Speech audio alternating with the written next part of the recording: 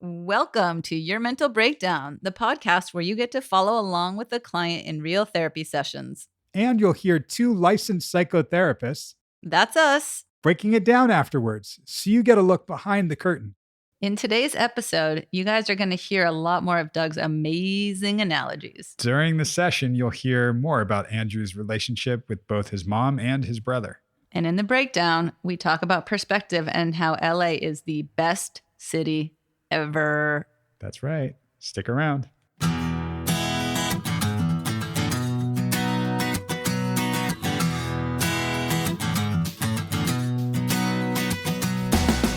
Welcome. That is Meredith Levy. And that is Doug Friedman. And we are bringing you live or not, Your Mental Breakdown.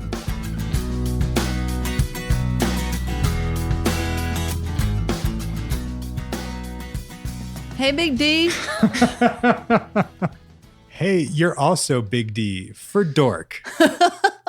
That was amazing. You are adorkable to me. Oh, yeah. I like that. My sister says that. She does? Yeah. I can see her saying that. Yep. It's a lovely term of endearment. That's true. She had many terms of endearment for me. Did she? And other terms. Yeah, I'm sure. Yeah. She's wonderful now, but man, did she torture me as a kid. She did? Yeah. Oh. Yeah. I could see that. And when I say torture, I don't mean like I've actually, now that we're in this business, when I say that, I feel like I have to qualify Yes, it. yes. I've heard stories, from kids that we used to work with where they were locked in the washing machine. I mean, that's horrible things. That is horrible. No, she just was mean. Likes to. Bossy. Yeah. Yeah. Got it. But always stood up for me. I think, bullied in school, and she was almost 2 years older, so she would chase the bullies down and protect me and all that. I would have beat their ass for you. I bet you would. I would have. That's what she said. If I hadn't left the school. Oh, by then, no. I was almost cool by then. You were cool.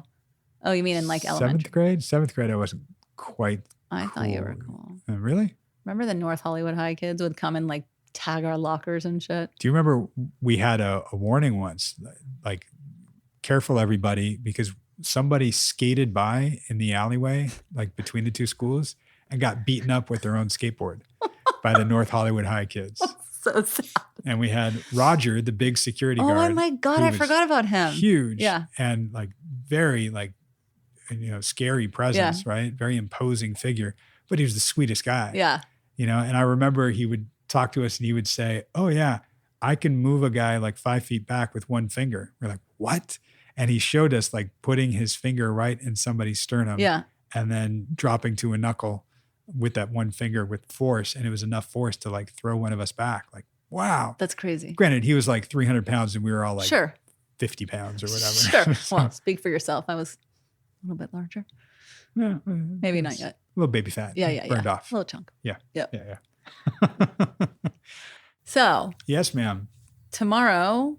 Yeah. We're doing the roundtable. Yeah. I'm so stoked for that. So excited. Yeah. And to let all of you guys know, we're going to put on a couple of these throughout the podcast where we bring in a few other therapists that one of us may know, one of us does know, the other might not. And we all just kind of chat about a subject. So you get to hear not just me and Meredith, but you get to hear 4 different therapists talking at the same time, maybe not quite at the same time, but all of us in the room together, giving our insights or talking about a certain, subject or something. I know I wasn't going to say anything, but then I just felt like, what if listeners call us out on this? It's not just me and Meredith, but it's Meredith and I. No. All of us? Meredith and me. Well, yeah, but I put myself first. That's good, actually. Yeah. Good job. That's right. Okay. It's funny. We talked about this, the grammar thing. Yeah. Right. My mom was an English teacher for a while. Like English is a second language for students. So it was really learning the basics. That's funny. My mom was a Spanish teacher. Fíjate. That's Spanish for imagine that. I know. And I always wanted to use that. Oh my God. Yay. Okay. And I would learn correct grammar and be, not judged, but be taught yes. what was correct and what was not.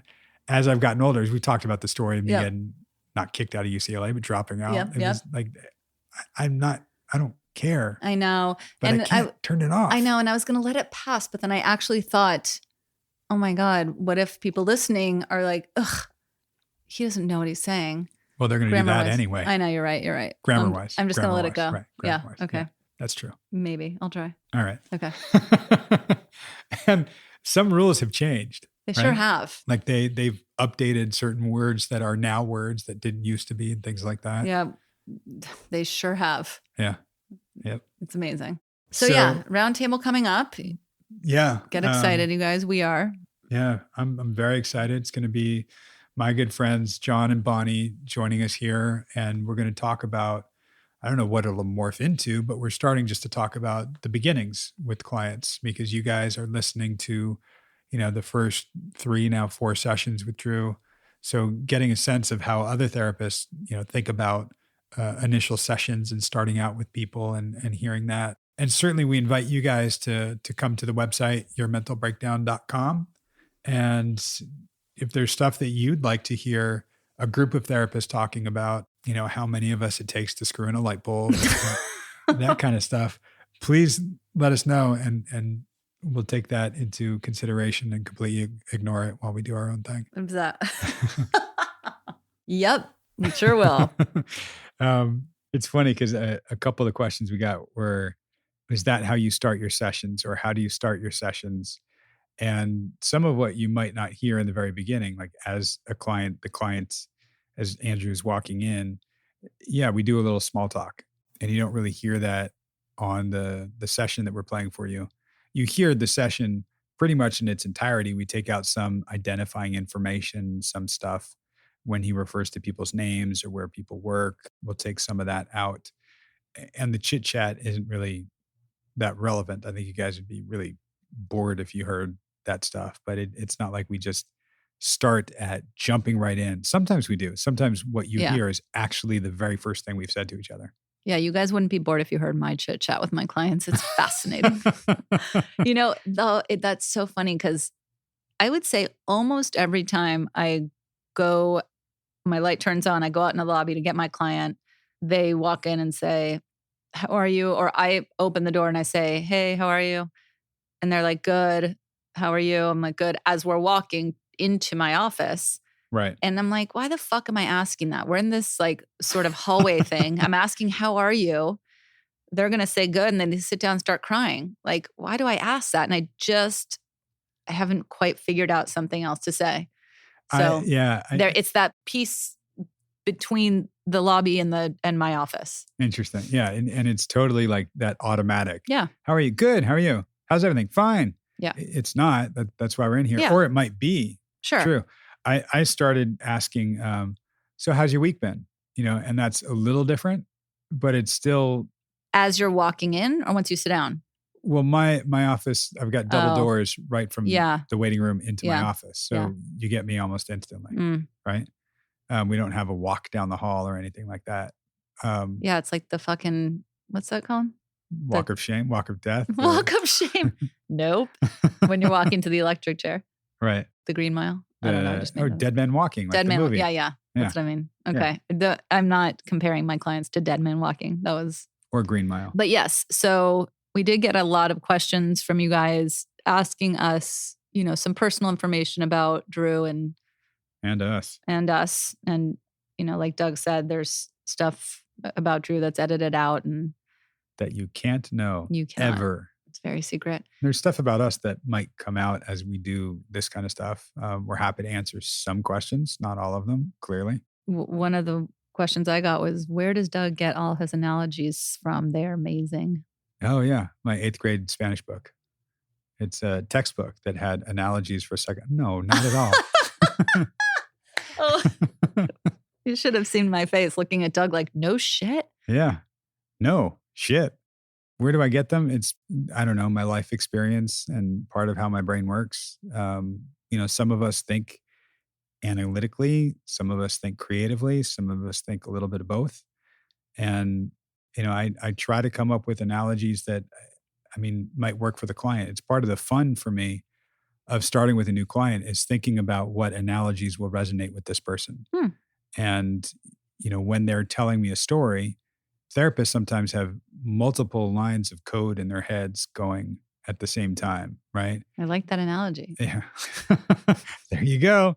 And it's a way for us to kind of sift through what we want to choose. It's when I was a kid, I used to love the choose your own adventure books, the Dungeons and Dragons ones, especially. But the thing that I remember most vividly is from Terminator with Arnold Schwarzenegger. And the very first one, when he comes and he's just starting to figure out how to interact with people, and somebody's like knocking on his door or wherever he was, or something approaches him, and the computer scrolls through in his brain, scrolls through, here are a few different things you can say, and he chooses "fuck you, asshole." I'm like, not that I'm thinking to a client, "fuck you, asshole." I'm just thinking like there are several choices. Yeah. And, I go with whichever one I'm feeling at the time. And it might not work, so I'll use another one later, or it might work wonderfully, and that's great. And sometimes, even though I'm running through that ticker and that code in my head, if I wait long enough, a client might come up with their own. Right. Right. Right. I like that. Thanks. What else? So we got asked about, you asked us about addiction. Since we were talking about it, asked if we were both addicts / in recovery. Are we currently doing drugs? Yes. Right now. Second. No, I am in recovery. Again, 12-step. We all have different views. I'm in recovery from drugs and eating disorders. I do drink now socially. I didn't. I was completely sober for 2 years and did the program and figured out my own path, but still in recovery from drugs and eating disorder. I don't know. I was trying to think of if I'm addicted to anything. I don't have those issues. I know the 12-step programs pretty well from having friends and clients go through it. I've sat in on it to see what it was all about myself. I like sampling things a lot. Yeah. Not drugs necessarily. Well, right. I was going to say, you're good at sampling, not indulging. Overindulging. Yeah. Yep. Totally. Okay. Totally. Somebody said something about how I wrote down jail versus lawyer, but it was that, interesting dichotomy of, you gloss over it a lot, very well educated. You've got a JD, you went to law school, passed the bar, and were a lawyer, are a lawyer. I'm a lawyer. I still pay my dues. That's right. You am a lawyer. And do my CEUs, LA Bar Association, Oh, wow. California Bar. That's fun. You got your MBA, right? Mm-hmm. And your master's in psychology. I did all those things. Triple threat. Yeah. God, I understand why I'm difficult to date. I will tell you that. I've gotten a lot of feedback. Right. Oh, man. It's a thought process though, right? Like the way we think. Who was it? Someone was telling me recently, they were at a DBT training and they said for some reason, one of the most difficult transitions they see is when lawyers become therapists. And it's because often lawyers are so linear and maybe argumentative. No, they're not. That's funny. And so sometimes it's hard to transition into, and, sort of, you talked about this a little bit in the upcoming episode with Drew about organizing his thoughts. And so a lot of times, while I'm not great at seeing the forest, I see all the trees and I want to describe each one, every pine needle, what it looks like. Yeah. All now the bark. who's rocking the analogy? No, look at that. There you go. Love that one. So what else are they going to hear coming up? So we're also going to talk about some fear of mortality. Yep. Little of that. We dig a little deeper into what was going on with mom, and a little bit about how you can find your own integrity and be your own person. And that's something I think we all kind of struggle with. And I don't think that there's, one answer and then we got it.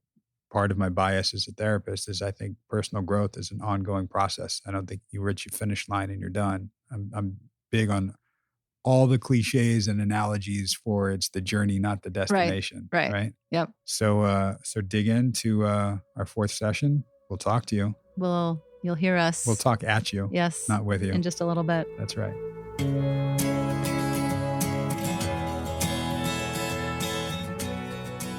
What's going on?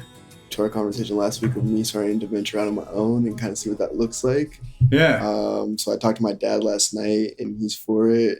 And so I got backing on that front, which is really cool. So it's just going to be a matter of putting a couple of other pieces in play and hopefully in the next couple of months I can start doing that, which will be, wow, it's crazy. That's huge. Yeah. Yeah.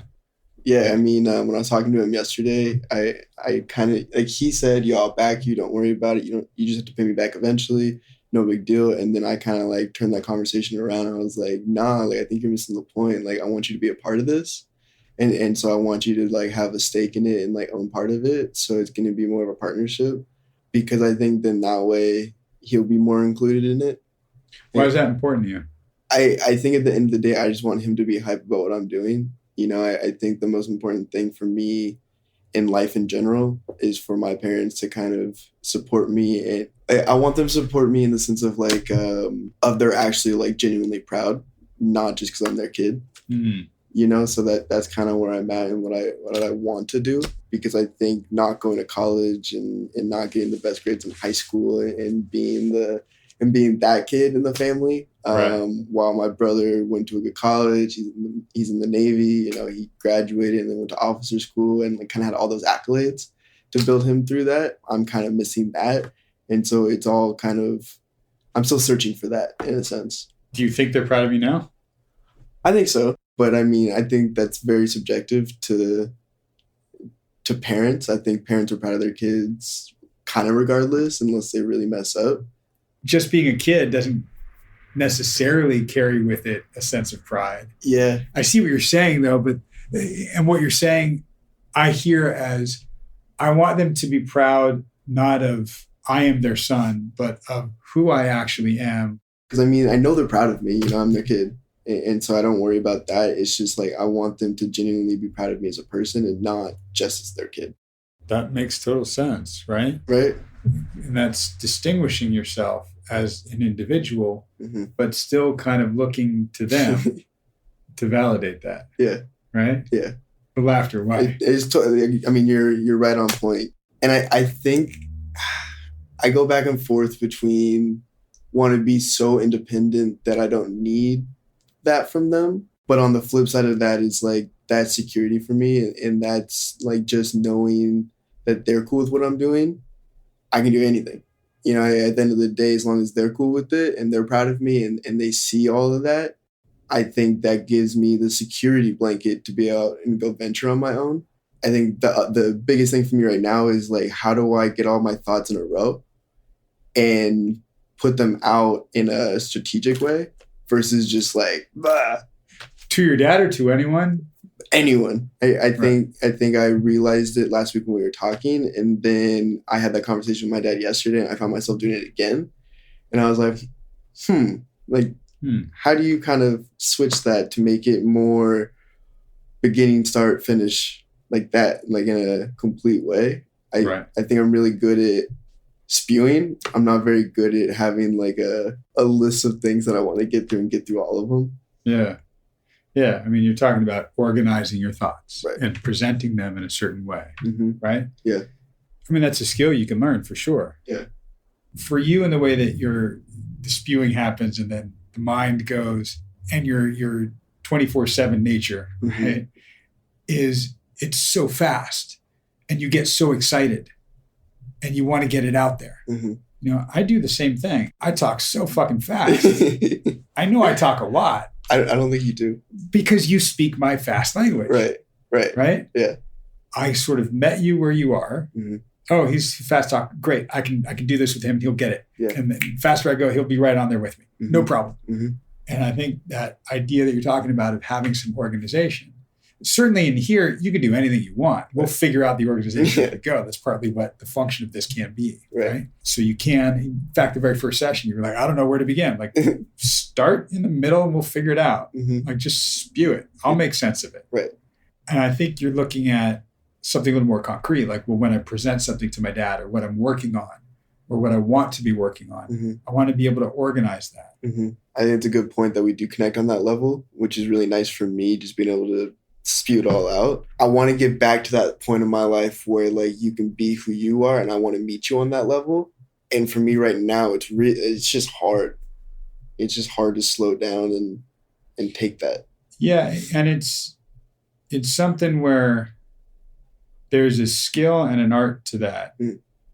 And it requires recognizing your different gears, right? It's like a stick shift car, which I assume if you grew up where you grew up. Yeah. I drive it now. Like, yeah, you're one of those that definitely knows how to drive a stick. But that idea of having different gears, right? But we need to learn how to use each one, you know, and learning how to use them. I mean, I had a friend who used to race cars, and he would downshift to second gear before every turn. Yeah. And like you know, it races and like, right. But that's how you don't have to slow down, hit the brake. You can keep it going and you just grab the road a little. Got it. And you learn that one. Yeah. Right. Some people, second gear is just to get between, you know, something in between first and third. And they just don't use it that way. Makes sense. Because we're talking about organizing thoughts and figuring things out. It's learning. I've got all these gears. I don't have to drive around in third gear everywhere I go, pinning my RPMs. You know, I can shift up. You know, I can even put it on cruise control sometimes, which might be really hard for you to do. Yeah. I love that analogy though, because that makes perfect sense. How so to you? Well, from a driving aspect, I mean, I totally get the analogy of slamming into second, going around a corner, and like that, meeting people in the right gears, you know what I mean, for current speeds and finding that level. Yeah. I think that clicks. I think I'm a very visual learner. And so when you put analogies like that, it's like, oh, okay, that makes sense. Right. And so click, got it. That makes sense. Yeah. And there's facets to it that are really interesting, going to serve you well. If you like the analogy, you're going to build an awareness of what gear is this person in that I'm talking to, and what gear am I currently in, and do I need to shift to meet them, or try to get them to meet me? You know, because you're not always going to be in the same gear as somebody. Very, very rarely. Right. You know, very rarely. And when it clicks, it's amazing, but the road conditions are going to change, and one of you is going to need to shift at some point. Yeah. And you know, why this just clicked in my head, but I kind of feel like that's kind of what is my brother's situation. Like me and his relationship is we've both been in different gears our whole lives. I think on both ends. Now is a little bit different. I think I want to meet him in whatever gear he's in. Yeah. But I don't think he wants to. I feel like when I'm the one to initiate conversations like that, it's kind of like previous references. Right. I feel like that's when people get really defensive and shut down and just say no, and they push me out. And I think part of that has to do with my presentation on how I go about it. How so? I didn't know how to start talking about any of that. So I was like, I don't even know where to start. I'm just going to start talking. You know, we got to the end goal of what we needed to talk about, but it was a struggle to get there. It was definitely a struggle. Well, I want to give you a lot of credit for doing it. You know, and even that idea of like, well, okay, I don't know how to start it. Where do I start it? Even saying that is a great start, believe it or not. It's, you know, I've talked to people that have had to give like acceptance speeches at shows. And if you've seen those, sometimes they'll go, oh my God, I'm really nervous. As soon as we say that, our nerves settle down a little bit. Not entirely, but a little bit, because we're kind of narrating where we are, right? And you're not accepting an award yet. You know, you might, right? Being able to say, hey, I'm really nervous. I'm really nervous about this. I'm not sure how to phrase it, because it always comes out clunky. And I might be a little all over the place. I'm trying to organize better, but I want to tell you about something that I need, or something that I'm not, I don't even know how I'm saying it right now. That's great, because that's giving somebody some insight into where you are right now.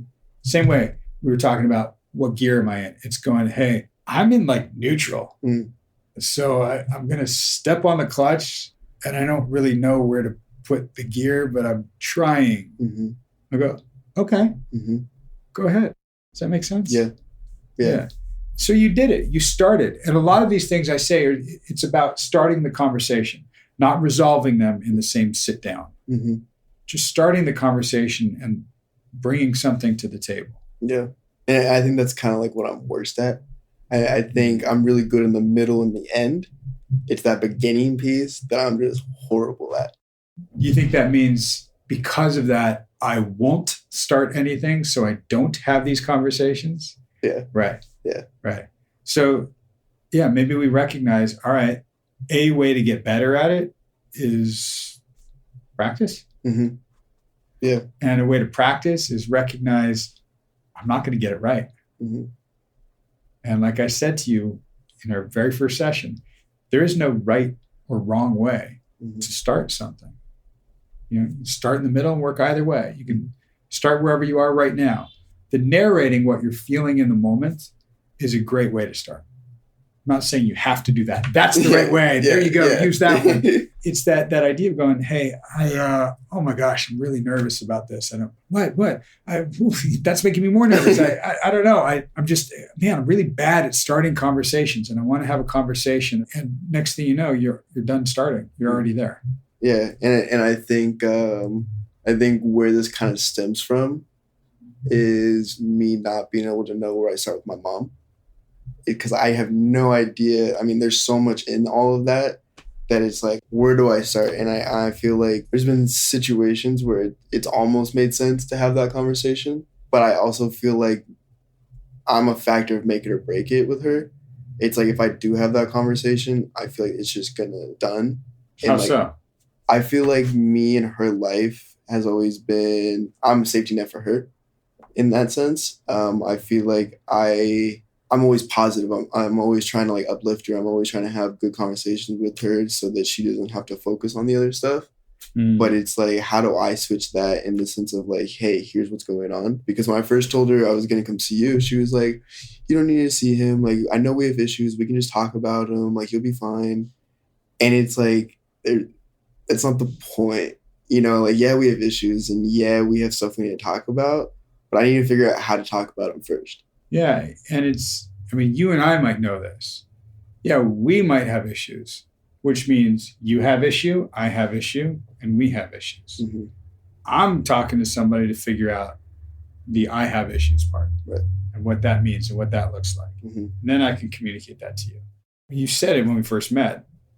In fact, I think you said, yeah, and I saw my mom's therapist, mm-hmm, right? Oh, yeah, we'll dig into that at some point, right? And we'll cover that because there's a lot that goes on with our very first relationship with the first person, mm-hmm, that we've ever known, which is our mom. Mm-hmm. And we knew her inside of her, yeah, before we ever came out. Yeah. Right? And there's a dependence, complete dependence at that point. Mm-hmm. And it's a very intimate relationship from the get-go. And it has been very layered for you throughout your childhood, throughout your life. Mm-hmm. You were talking about a mom that's been using alcohol and pills, that's had a couple of suicide attempts, that's been in and out of rehab. I don't know if she's completely clean now. I think you said she's not. So, and you kind of don't know. I don't. And dude, what incredible pressure on you, mm-hmm, to be the safety net. Whether she puts it there, you put it there, it's just there as a function, mm-hmm, irrelevant for the fact that it is incredible pressure, unfair pressure. Mm. Yeah, well, and I feel that pressure. I definitely, like, day in, day out. I think when I wake up, I go to sleep with that. Yeah, it's a constant. That's a constant. That's horrible, man. There's no shrug there. I mean, you're shrugging because what we talked about South Central kids, right? It's normal. Right. It's normalized for you. It's not normal. Yeah. It is not normal. But you're so used to it, you've normalized it and just gone, yeah, whatever. Shrug. Mm-hmm. It's yeah, whatever. No, man. That's huge. Yeah. Talking about one of the reasons you came here is, okay, I've got night terrors, mm-hmm, almost every night.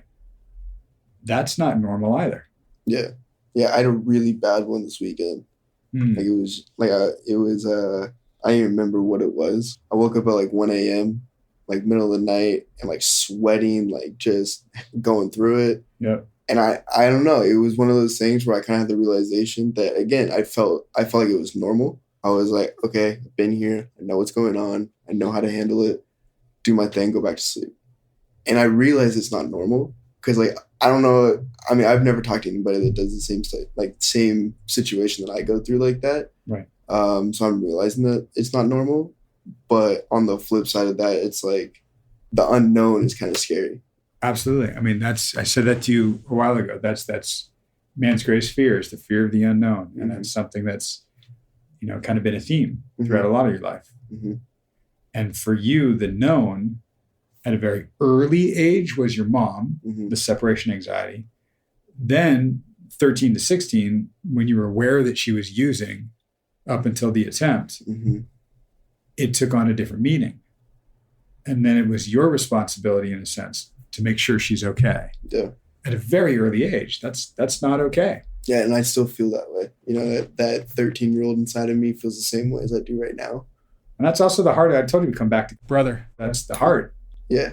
Of where that was. And maybe he's somebody, frame it this way, we can come back to this one down the line, but he might be somebody that you can learn from, in the respect that he doesn't bear that responsibility.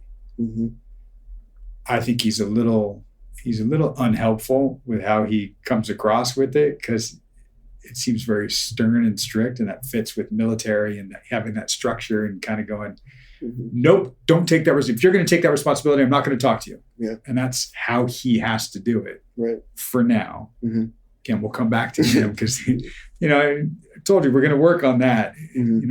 If you have a goal of, I want to be at the wedding, or I want to at least come to some resolve with him, we can get there to some degree. And that's like the biggest question for me right now. It's like, me personally, I don't know him. He's not in my life. I don't know who he's marrying.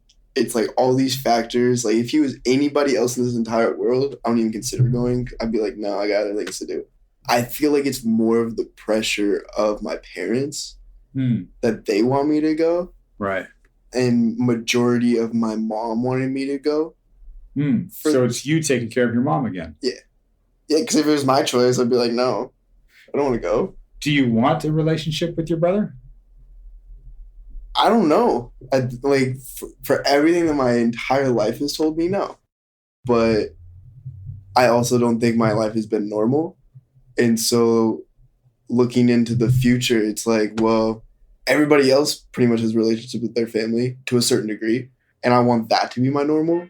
I don't want you have a brother? And then me having to be like, oh, I don't talk to him. Oh, he lives an hour away, but I haven't seen him in X amount of years. Like, that conversation comes up way too often for me. And it's like, I hate having that conversation. And not from an embarrassment standpoint, it's just like, I feel like it's repetitive. And it's like, I'd way, way, way rather just be like, yeah, like my brother, I talked to him yesterday. Why? I think it stems from me not having a huge family. And so I really latch on to the people that I do have. And it's like, I mean, I got my mom and I got my dad. Like, I love, like, they're great. We got our problems, we got our issues. It's been shit, whatever. But, like, they're amazing and I love them. And then I have a cousin I talk to, like, maybe once a year, and it's birthdays, Christmas, that kind of thing. Same with my grandparents, And then with that being said, my grandpa has Parkinson's. I found that out yesterday. Wow, really? Yeah. I think hearing that, my instant reaction was, oh my God, what if this happened to my dad? It wasn't my grandpa that I was worried about initially. It instantly went to, oh my God, I need to go spend more time with my dad. Yeah. And that's that pull. I need to spend more time with him. It's a similar thing with your mom, like similar but different. Similar in that I feel a responsibility, or I need to take care of them, or there's some obligation there. But there's also a choice. This is my family. I love these guys. I want to spend more time with them, which you don't have with your brother because you don't know him. Right.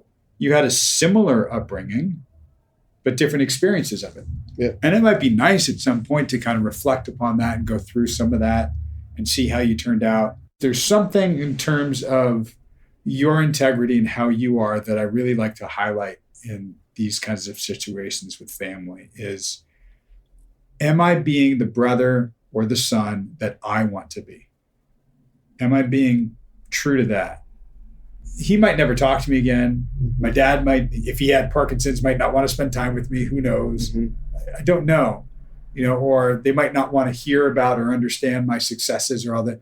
But the son that I want to be, the brother I want to be, is someone who does share this stuff, who does reach out. If I can put it in third gear and go, hey, can you meet me here? He goes, nope. Okay, but I know I did. I know I'm good. Yeah. How I reached out or how I tried. Mm-hmm. What do you think of that idea? Yeah, I think it's a perspective change in the sense of I look at it from their viewpoint instead of my own viewpoint a lot of the time. I think just looking at it like, well, who do I want to be and who am I is the bigger question. Yeah. I think that's easy to think about right now. It's going to be like a day-to-day thing where I'm like going. I'm still remembering that. Yeah. And still having that be a concrete, like, hey, stay to who you are. Sure. I think it's going to take a lot of work to get to that point. But I do like the perspective change of, like, don't look at it from somebody else's view because I have no idea how they feel. They can feel however they want to feel. Right. But at the end of the day, I need to stick to, like, what I think is right and where I feel comfortable. And maybe not comfortable, but authentic, maybe, or integrous. Like something. It's not a selfish, narcissistic way of thinking. Mm-hmm. I guess in some regards it is because it's about ourself. Right. But it's yourself knowing that you were a good person or you were well-intentioned or you did the right thing and you were being how you want to be, something that you can be proud of. Mm-hmm. Right? Yeah. Whether or not they take it or see it is up to them. You can't control how your brother is going to respond to you. All you can control is what you put out to him. Mm-hmm. And I'm certainly not saying jump on the phone with him right now. No, yeah. At all. Yeah. I think talking about this too, the where my head's at is I feel like I've lost that since I moved down here. I don't want to say I started living for other people because that's not right. I almost feel like I put on a persona once I moved down here to kind of be who people wanted me to be. And I take that back home too, because it's like when I go home, I want to spew all this information out. So my parents in turn flip back and they're like, oh my gosh, it's so cool. So it's like, I feel like now I'm playing who I think they want me to be. Right. Without being who I want to be. Well, and you're also just kind of figuring out and discovering who you want to be. Mm-hmm. It wasn't that long ago that you were living in a small town. Right. Right. It really wasn't. Yeah. So this is all pretty new. We talked about adjusting to it and figuring that out. Mm-hmm. Right. And that's, and why I've said you could be seen as a young 24 or an old 24, mm-hmm. depending. And part of that is right, because I don't really know how I want to be yet. I'm figuring it out. I'm in the process and I'm trying on a few things. Mm-hmm. That's totally fine. Mm-hmm. And the more you get to try those out and see what feels right to you, mm-hmm. not how they respond to, right, but what actually feels good coming from me. Mm-hmm. That's the true measure of when I know I'm being authentic. Yeah, I think that's something I've been missing in like a big way. Yeah. And I didn't even realize I was missing it until we started talking about it. Well, and I right. feel like I find myself being that now. I feel like I'm the person that all of a sudden just shuts down if I think for a second you're trying to get something. And that's the biggest thing for me that I'm trying not to do. Right. Because I think my whole purpose here is to be there for people.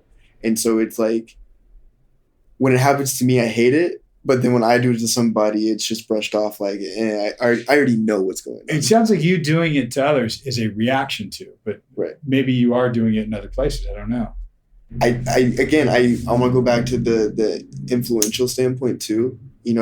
I think I get nervous or somewhat scared in the sense of when I'm talking to all these people. It could be anybody, and as soon as I don't have something to offer them, I feel shitty about myself.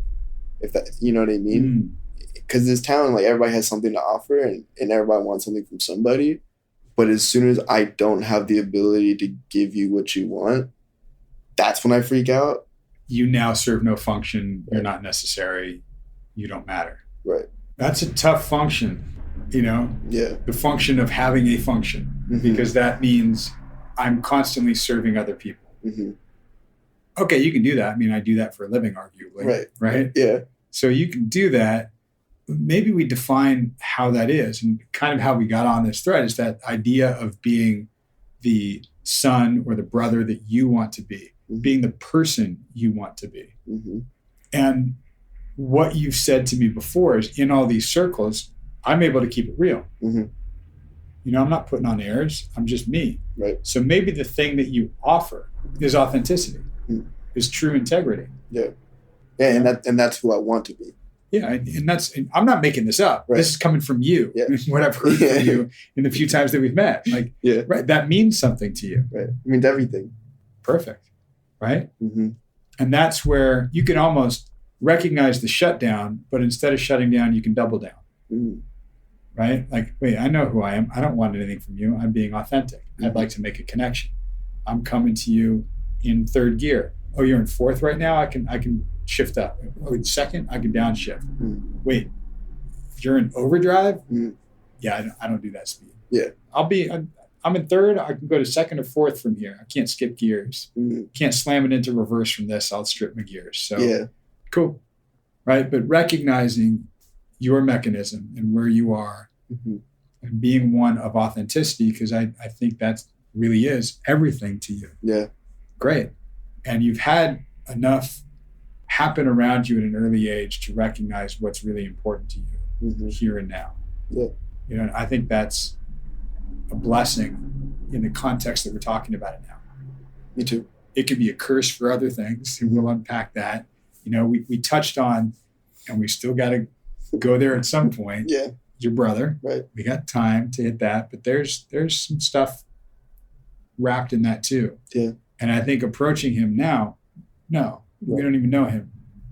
Coming to that authentic place first, recognizing who and how we want to be, and then approaching him from there. Maybe. Yeah. There's still a lot with mom. We barely touched dad. Yeah. Right? Kind of that idea of going out on my own and wanting to do this. And you know, you kind of run that interesting split of I want to do my own thing and be an individual, and I still need support from my family. I still want to have a relationship with my family. And it's balancing those two things. You don't have to reject one to do the other. You can do both. Yeah. You know? It's absolutely possible. And I think I walk that very fine line of not balancing. You know, I feel like when one gets out of whack, they're both out of whack. Yeah. And I think that's a huge struggle for me. You know, having my parents support in the way they do right now is cool. You know, a lot of people don't have that. I think the biggest thing for me in wanting their support and wanting to talk to them every day and have all these conversations with them is just so that when they are gone, I don't look back and say, hey, I wish I would have done this.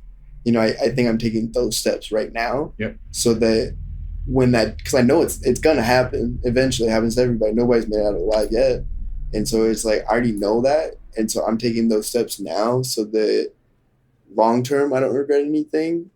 But I also think that's holding me back from a lot of stuff because I am so worried about that. Yeah. It's almost like we're constantly playing defense. So how are you going to score? Right. Right. And that idea, the way we're talking about it, being the son you want to be. And you just said it, and the way I often say it to clients is you be the son that you want to be, so when your parents die, because they will at some point, you know you were okay. You were the son you wanted to be. If there's something left unsaid or something and that comes from you, okay, we need to let that out because that's being the son you want to be. If we're waiting for them to say something or them to, that's a different issue. Right. We can unpack that if we get to that too, but we don't need them for that thing. Yeah. You know, for having a relationship with my parents that I'm okay with, I know I was the person I wanted to be. We can start embodying that now. Right. And looking at what that means. Yeah. I want the approval of my dad. I want to make him proud. And that partnership, well, because I want him to take an interest in what I'm doing, or I want him to be a partner in what I'm doing. Don't know. I would say, well, think about that one a little bit. You know, I mean, you were just starting to scratch the surface of doing this thing on my own. What would that look like? What would that mean? Okay. I can almost guarantee your parents will be proud of you no matter what. Right? I think you know that, but I think you're talking about, I want them to be proud because they've seen me build something into not just a success in terms of the dollars, but Right. in terms of the purpose it's serving and what I'm doing with it. Yeah, absolutely. Sharing your experience of things, might be pretty incredible. Yeah. You might be petrified to have them listen to any of this. Oh, absolutely. Right? The only real fear, because I've thought about it, I think the only fear I have is having my mom listen to it. And her really understanding where I'm coming from and how that looks and how it's affected me and and how all of this has come about. Yeah. I think that's the only fear with all of this, is how my mom's going to react to it. And we don't have any control over her reaction to things. Right. It's out of your control entirely.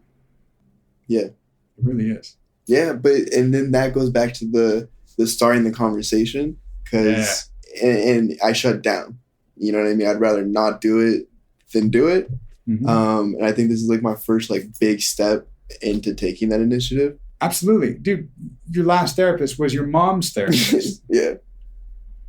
Which is crazy. It's it crazy. Actually is. Yeah. Especially considering what was going on with the dynamic of the two of you.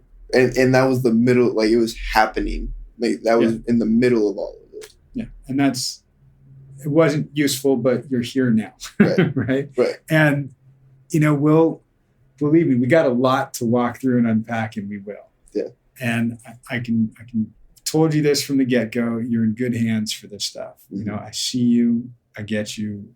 We'll walk through this at our own pace. There's, tendency to well, let's do it all. Let's go.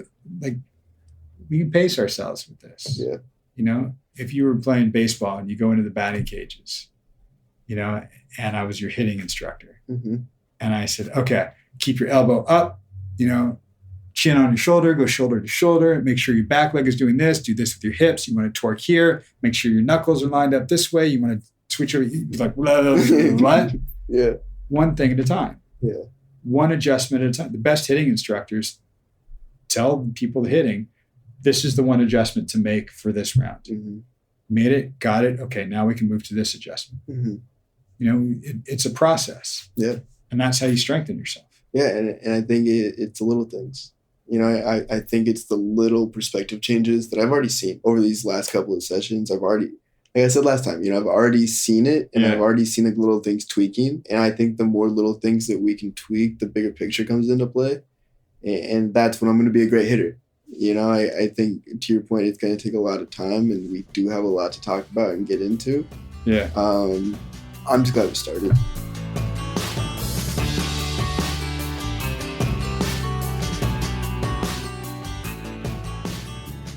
Hey everyone, we're back. Welcome back.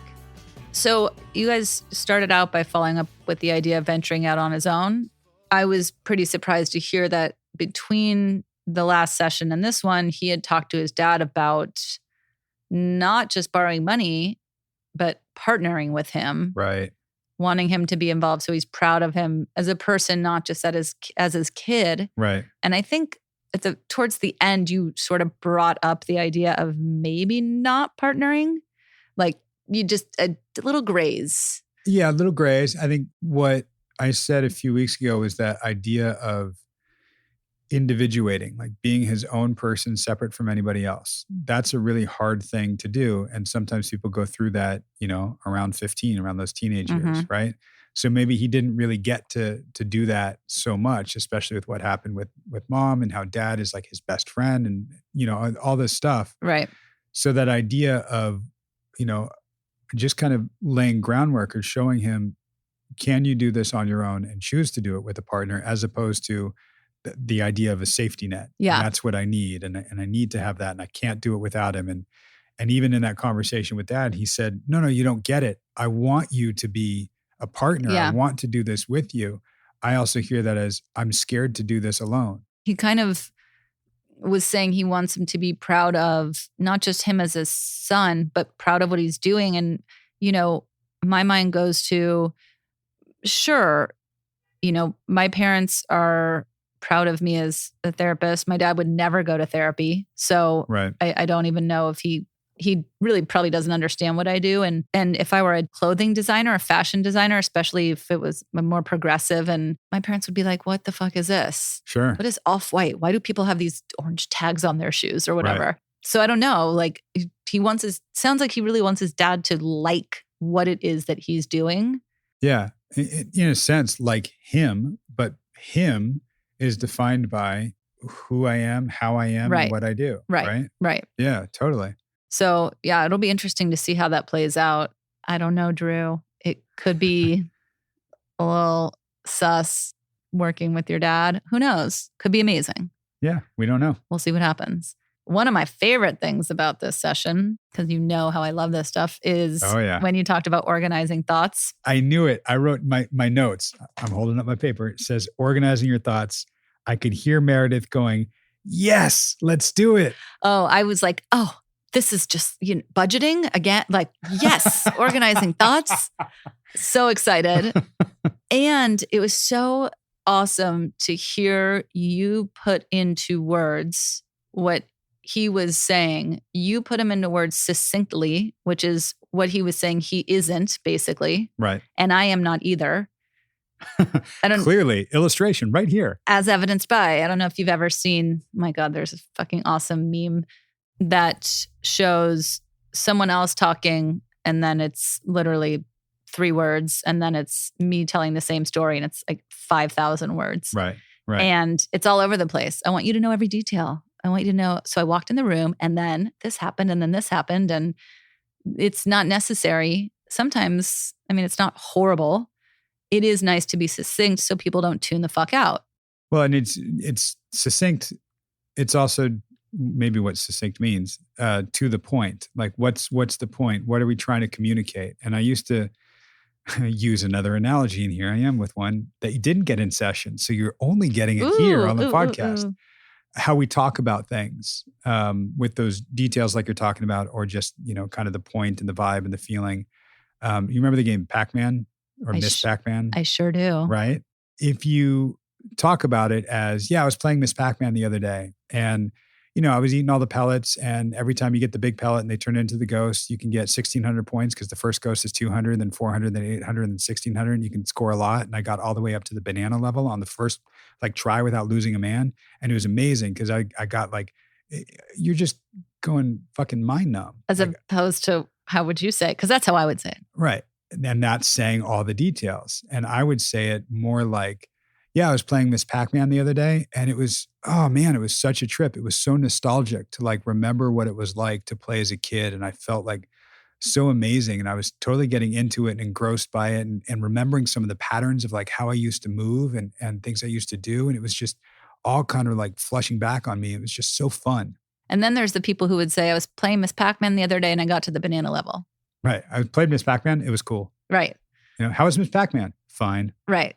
Right? Exactly. So, and for me, how was Miss Pac-Man? Fucking amazing. Or it would be fucking horrible. That thing's so hard. Because he cursed like a motherfucker. I do. It's also something that when clients just say it was fine, or I got to the banana level, all right, tell me a little more about that. How did it feel to get to the banana level? What was that like for you? I have a few words that go up on the board that I cross out. One of them is fine. Right. I don't want to hear sure or fine. It's my biggest pet peeve. Hey, you want to go on a date? Fine. Sure. Yeah. No, I want either a yes or a no. It's funny. You just hit something that I was thinking of when I heard the session again. My biggest pet peeve, he says quite often, my biggest thing. Yeah. The biggest thing for me. He does. You're right. Right. And that's, yep. I think, important to know. When I first heard that, I was like, wow, he's aware of his biggest issue. No, he's got 400 of them. Right. The biggest thing is the thing that's on my mind the most right now. Exactly. Right. Yep. Which also is an indicator to me that he's got many things on his mind. Yeah. This is the biggest one, but there's so much other stuff there. This guy's holding on to so much. Right. And probably can use a little dump. Yeah. I didn't use spew. You said dump. It's either spew or dump. Take your pick. Yes. The analogy of the gear shifts in the car. And that was all. He loved that. And I thought that was awesome. And then he sort of flipped it and said, connecting with you. And he said, like, I can connect with you on all gears, like fast, slow. And he said a few times he said, I didn't realize that until just now, or that really clicks for me. And you talked about learning, I don't know if he did or you did, but learning to use all the gears for different things. Right. And at different points and for different purposes. Right. Yeah, absolutely. That's God, I've got very vivid memories of a buddy of mine who was a race car driver, downshifting to second gear to take turns. And, if you don't know that, you don't think about that, you don't do that. But it's a gear and a way to use a gear. And I love that he got it and he understood it. And that was something we were talking about at the lead of this, is what analogies will resonate for them. Yeah. This one was, so we got to go a little deeper into it and use it. And he's going to be applying it, and then started to think of meeting people in what gear they're in too. Yep. Right. And that, again, is something, I know I always bring up DBT, but I have to. So knowing someone's state of mind, we talk about meeting someone where they are and saying, what gear am I in? What gear is the other person? And we talk about that, about states of mind. Am I in my reasonable mind, sort of my logical mind, or am I more in my emotional mind? Or am I in the balance, the wise mind? But if I'm doing taxes and, my boyfriend wants to talk about our relationship, it's not a good time. And that's important, because a lot of times we'll talk about his relationship, but a lot of people will talk about their relationships as, we'll hear it as, they're just in different gears right now. It doesn't mean that they're not a match or they don't mesh. They're just not speaking in the same way, especially like with what we just talked about. Somebody might be, I got up to the banana level, and the other one would be like, it was fucking amazing. Like, you're not necessarily two different people. You're just in two different gears right now. And can we find some common gear? Can we meet somewhere? I have that a lot in my relationships in life, because I'm very animated, and it's, hey, do you want to go out to dinner? Fuck yeah, let's go. Where are we going? And someone else like, Right. I'm like, what do you mean, dude? Right. Like, the sun's shining. It's a beautiful day out. I mean, I'm not fucking Holly Hobby, obviously. I need to work on my swearing. But yeah, it's hard when we have different affects or when we have different responses, and we feel our personalization or perception of what someone is saying is totally different than what they mean. Right. Yeah. And it's message sent and message received are often very, very different. And that's where, can we get to that succinct, what was your point? What were you trying to say? Right. What was your intention?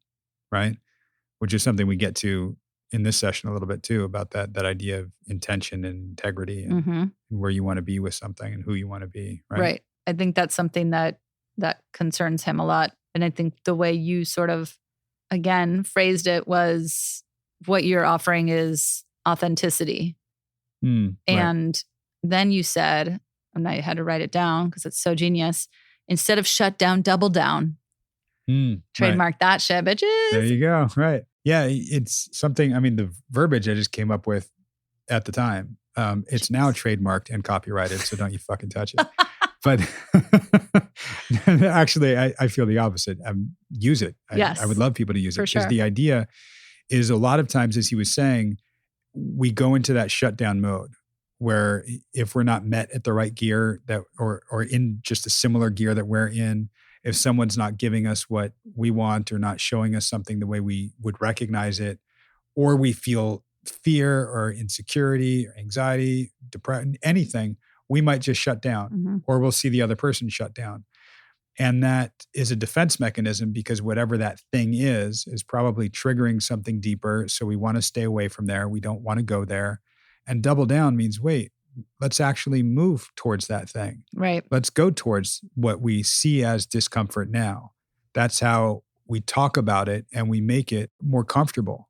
It's not to make the thing better, right? Because sometimes what's bringing you discomfort might be truly uncomfortable and a really horrible thing. Right. And the idea is, maybe somebody meeting you there is just able to commiserate with you, or recognize where you are and be a sympathetic ear and be there, be empathetic if they can.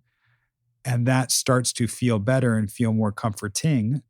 And then the thing that was uncomfortable becomes comforting, and that eventually will lead to comfortable. Nice. I like that. Thanks. I will say, so I'm going to keep coming back to this because this is what I do. Bring it on. So he said when he started talking about that whole part was, in this town, everyone has something to offer and everyone wants something from somebody. Right. I call bullshit again. Because you are the expert in this town. Because I'm the expert in this town, yes. Right. And also because what? Like, what are you talking about? No, they don't. Everybody doesn't want something from everybody. For sure. Absolutely. And if you say that's not true to him in that moment, he's going to fight it. He's going to get defensive, or he's going to bring it back around, shut down. Right. So even though, I mean, I love that you recognize like bullshit. That's not true. Because that's going, oh, right. There's an error in his thinking. He's got some incorrect, distorted thoughts. And at some point, we're going to need to challenge those. Right. You know, and that's sort of a CBT type of thing. Right. So the difference is I challenge him in the moment. Right. So even if, and I get it, because if you had done that, this would have been a whole different session probably. Totally. But in the moment, I would say, wait. Why do you think that?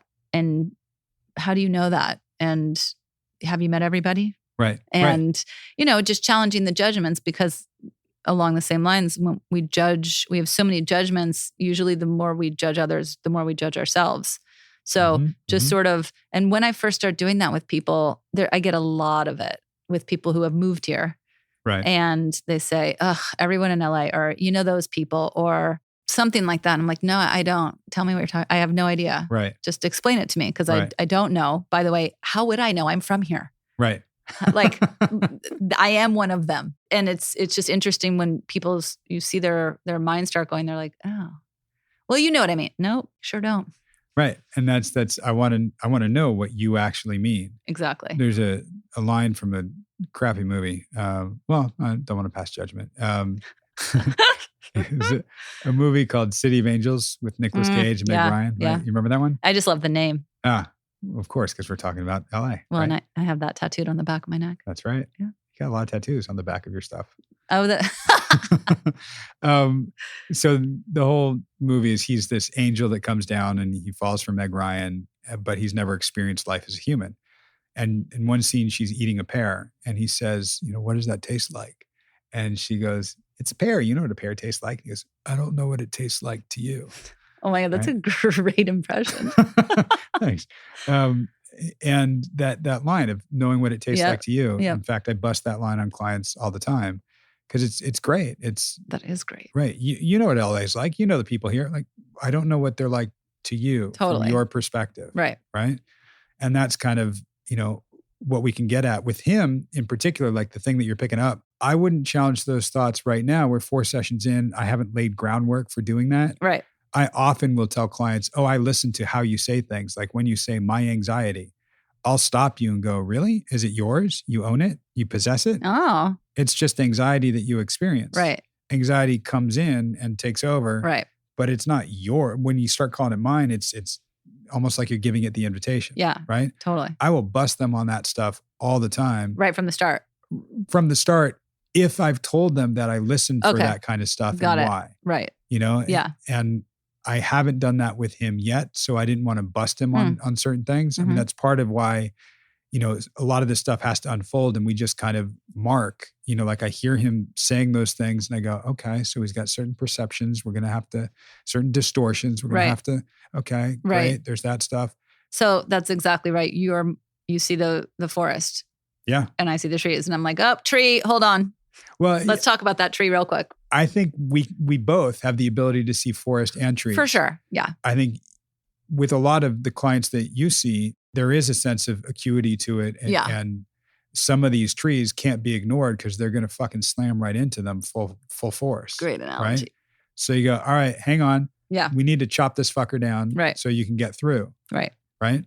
Yeah. And when he was talking about mom in this session, I was really logging it as, wow, we're going to need to walk through this trauma at some point because it is thick with trauma. There's some PTSD there for sure. Yeah. And we're not there yet. He almost has too much enthusiasm to go for it. Like if we started to go for it, I can see it being the kind of thing where he would understand it or want to process it and get through it. I'm like, we might need to walk through this with a deeper, emotional connection to it. Yeah. Right. So next week, you'll hear me talk to him about some of that distorted thinking and programming that's in there. And I start a little bit going after some patterns, but you'll hear him putting things that we've talked about just in the first few sessions into practice, which is really cool. Like you don't often hear that, especially when I'm not like giving homework, like, hey, work on this or try to look for this. But he's bringing in things that he's actively working on, which is really cool. Right. When you do, this is partly what the work is, right? You're doing the work. That means you're applying what we talk about and seeing it in real time in examples in your life. So think about things in terms of your own life and how you might put things into practice. And let's see what you guys come up with too. Yeah, perfect.